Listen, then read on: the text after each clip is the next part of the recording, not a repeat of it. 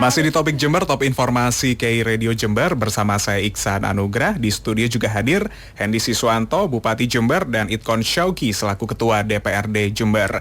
Tadi kita sudah mendengar respon positif dari Pak Itkon Syauki terhadap realisasi untuk serapan anggaran maksud kami ya, realisasi serapan anggaran Kabupaten Jember di tahun ini yang diharapkan nanti bisa tembus di angka 80%. Namun bagaimana tanggapannya atau konsekuensinya jika nantinya belum sesuai target, Pak Itkon? Ya, terima kasih Mas Iksan. Jadi gini, ada sesuatu yang sifatnya ideal, ada sesuatu yang sifatnya realistis. Ya. Idealnya ya memang serapan itu harusnya 100%. Itu ideal ya. Tapi saya kira dalam tata kelola keuangan daerah itu utopis, Mas. Jadi kami DPRD tetap harus pakai kacamata realistis gitu ya. Bahwa ada begitu banyak kendala ya, yang harus dihadapi oleh bupati. Beliau bupati baru menghadapi begitu banyak masalah dan kendala ya, terutama dalam tata kelola APBD. Oke. Paling konkret adalah 2 tahun sebelum beliau Jember ini nggak punya perda APBD gitu loh. Ya. Bayangkan itu. Dan 2 tahun ini kan jalan. Beliau mewarisi itu gitu loh, dengan segala keterbatasan. Maksud saya keterbatasan beliau adalah soal waktu. Beliau nggak bisa mengeksekusi APBD 2021 ini dari Januari. Praktis sekali lagi saya ulang, beliau baru memulai di bulan Mei, gitu loh. Makanya kami ini yang harus saya tegaskan di sini, sebetulnya sesuai dengan Undang-Undang 23 2014 itu bahwa penyelenggara pemerintahan di daerah itu adalah bupati dan DPRD. Namun perlu untuk digarisbawahi di sini bahwa yang punya hak budgeting itu bupati. Sedangkan DPRD ini hanya punya fungsi budgeting.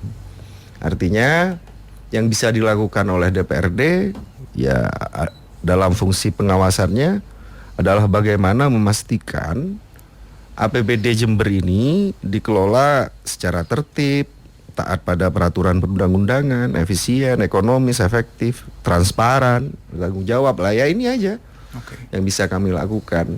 Ya selebihnya ya monggo Pak Bupati gitu loh. Toh nanti rakyat Jember yang akan menilai itu. Saya kira itu. Oke, namun bagaimana untuk pertanggungjawabannya jika seharusnya kan setiap daerah pasti serapan anggaran maksimal ya Pak ya, karena pasti itu dari pemerintah provinsi juga mengharapkannya serapan anggaran tuh harus setidaknya di atas 90%.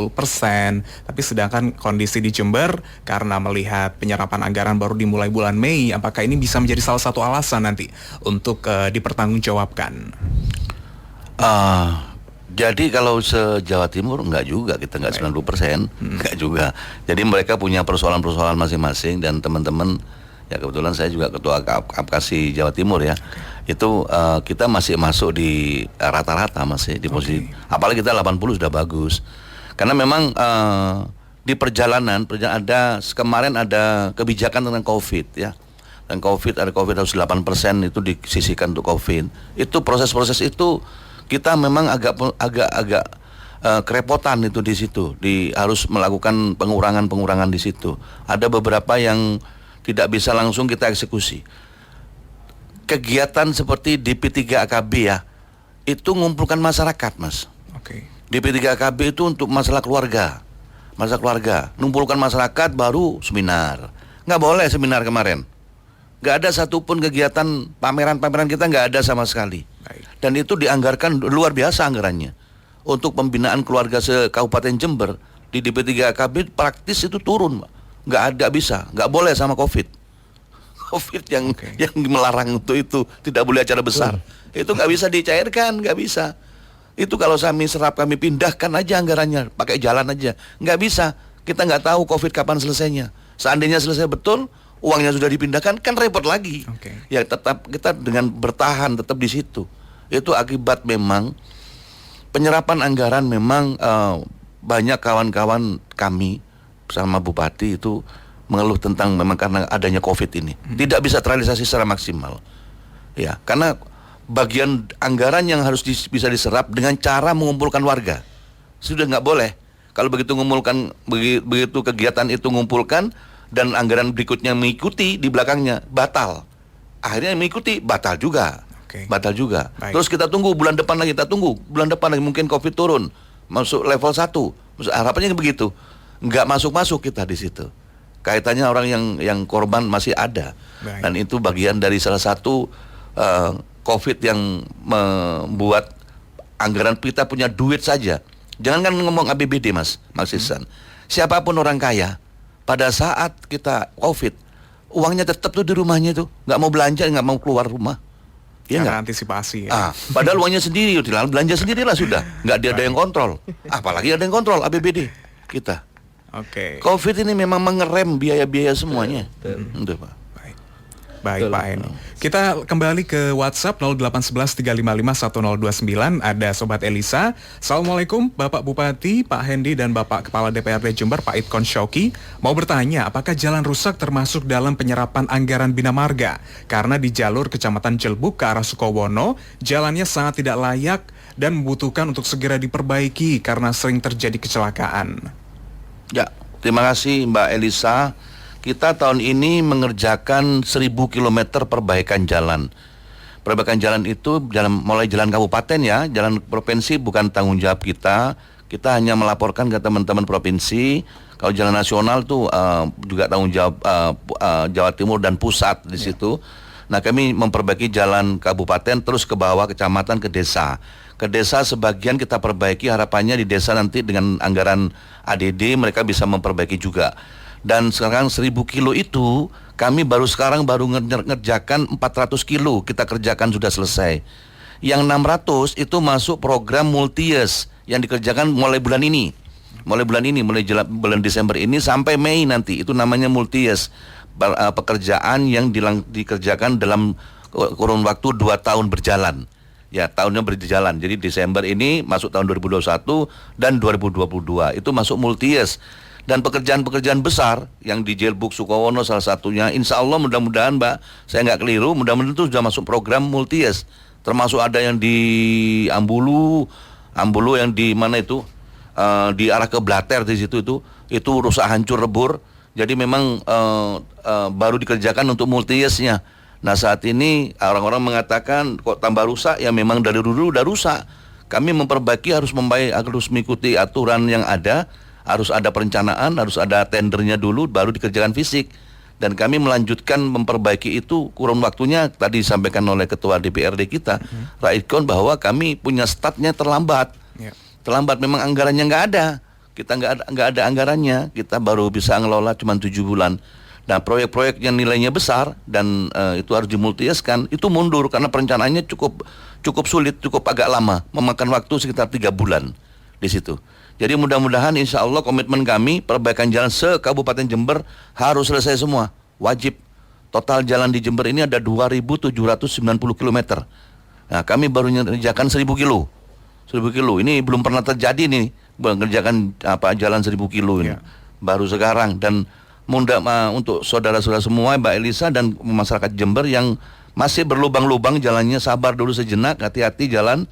Dan kami mencoba untuk menutupi dulu, ditambal belum maksimal, itu akan kami lakukan. Iya, karena memang permasalahan ini salah satu yang paling sering sekarang dikeluhkan oleh warga ya Pak ya, Pak Idkon, Pak Hendy. Termasuk salah satu WhatsApp juga yang sudah masuk dari Fitri. Saya mau menyampaikan Jalan Tidar dan Jalan Dusun Karangrejo sepanjang jalan yang tembus ke Polsek Sumbersari rusak parah. Musim hujan makin parah lubang-lubangnya, kerusakan jalan. Kira-kira kapan ya Pak dilakukan perbaikan? Sudah menanti-nanti juga ini banyak sekali masyarakat. Karena Mbak Fitri ini bilang kalau jalan-jalan kota makin mulus dan tinggi, sementara jalannya rusak parah, di sekitar rumah belum ada perbaikan. Begitu. Ya, jadi Mbak Fitri, Mbak Fitri mohon sabar sejenak Mbak Fitri. Yang jelas kita komit untuk menyelesaikan seluruh jalan-jalan yang ada. Jalan Tidar menuju Polsek Sumbersari termasuk jalan baru, termasuk jalan-jalan baru, Mbak. Memang sudah penduduk Jember semakin padat, tentunya harus kami kejar nanti. Jadi mohon maaf sebelumnya kita masih belum ada pekerjaan jalan ini. Jadi sistem perencanaan pembangunan jalan itu tidak boleh langsung sekali selesai. Kenapa? Biayanya besar sekali. APBD ini bisa habis. Kalau kami arahkan ke jalan, seharusnya tanpa ada pembangunan yang lain baru bisa selesai 1 tahun anggaran. Dan ini pekerjaan kegiatan lainnya akan tidak bisa bergerak dan itu akan menghambat ekonomi juga. Kalau tidak itu jadi kerusakannya berpindah ke bagian pekerjaan yang lainnya. Justru jalannya sudah aman semua, Mbak Fitri sudah lega semua, tapi ekonomi yang lain belum tertangani. Dan ini kenapa harus ada manajemen, bagaimana manajemen strategi untuk strategi anggaran kita. Jadi mohon sabar dulu sejenak. Yang jalannya rusak yang kami belum sentuh semuanya dan sebagian sudah kami sentuh, yang masuk perumahan-perumahan baru, kota-kota baru, di desa-desa yang baru seperti Tidar, Sumbersari ini termasuk masih baru, mungkin 5-10 tahun terakhir itu baru berkembang. Baik. Itu. Oke Pak Endit, baik. Terima kasih untuk jawabannya. Dan pasti kita akan kembali ke topik kita Sobat K mengenai realisasi penyerapan anggaran Kabupaten Jember terkait penggunaan Perkada PAPBD Jember 2021 ya. Bagaimana penerapannya sejauh ini, tetap di Topik Jember.